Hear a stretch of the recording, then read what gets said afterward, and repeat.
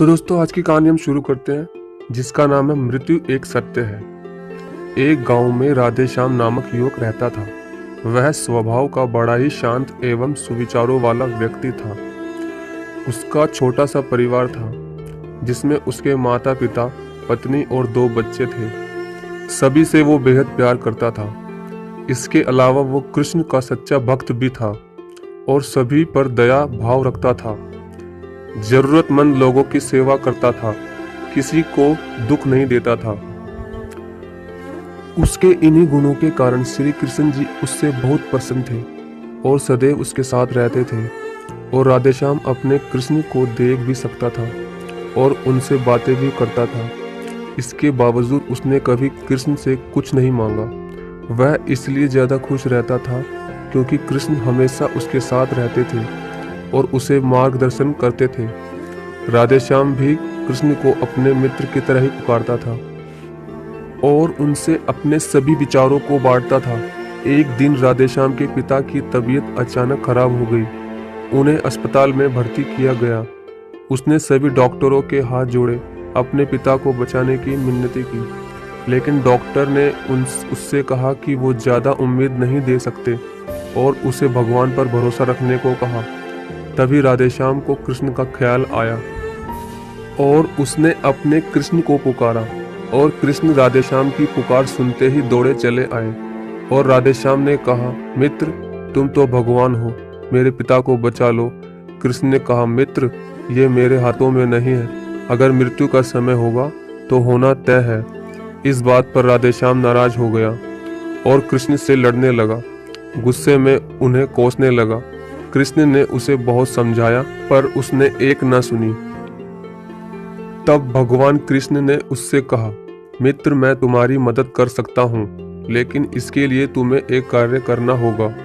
राधेश्याम ने तुरंत पूछा, कैसा कार्य? कृष्ण ने कहा, तुम्हें किसी एक घर से मुट्ठी भर ज्वार लानी होगी और ध्यान रखना होगा कि उस परिवार में कभी किसी की मृत्यु न हुई हो। राधेश्याम झट से हाँ बोलकर उस घर की तलाश में निकल गया। उसने कई दरवाजे खटखटाए। हर घर में ज्वार तो होती, लेकिन ऐसा कोई न होता जिनके परिवार में कोई मृत्यु न हुई हो। किसी का पिता, किसी का दादा, किसी का भाई, माँ, काकी या बहन गुजरे हुए थे। 2 दिन तक भटकने के बाद भी राधेश्याम को ऐसा एक भी घर नहीं मिला जिसमें किसी की मृत्यु न हुई हो। तब उसे इस बात का एहसास हुआ कि एक मृत्यु अटल सत्य है। इसका सामना सभी को करना होता है, इससे कोई नहीं भाग सकता।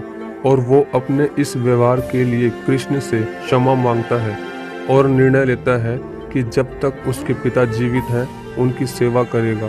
थोड़े दिनों बाद राधेश्याम के पिता स्वर्ग सिधार जाते हैं। उसे दुख तो होता है, लेकिन कृष्ण की दी उस सीख के कारण उसका मन शांत रहता है। दोस्तों इसी प्रकार हम सभी को इस सच को स्वीकार करना चाहिए, क्योंकि मृत्यु एक अटल सत्य है। उसे नकारना मूर्खता है। दुख होता है, लेकिन उसमें फंस जाना गलत है, क्योंकि केवल आप ही उस दुख से पीड़ित नहीं हैं, अपितु संपूर्ण संसार के मानव जाति उस दुख से रूबरू होती है। ऐसे सच को स्वीकार कर आगे बढ़ना ही जीवन है। कई बार हम अपने किसी खास के चले जाने से इतने बेबस हो जाते हैं कि सामने खड़ा जीवन और उससे जुड़े लोग हमें दिखाई ही नहीं पड़ते। ऐसे अंधकार से निकलना मुश्किल हो जाता है। जो मनुष्य मृत्यु के सत्य को स्वीकार कर लेता है उसका जीवन भर विहीन हो जाता है और उसे कभी कोई कष्ट तोड़ नहीं सकता। वो जीवन के हर क्षेत्र में आगे बढ़ जाता है। तो दोस्तों ऐसी ही सत्य की कहानी सुनने के लिए हमारे चैनल को सब्सक्राइब जरूर करें। धन्यवाद।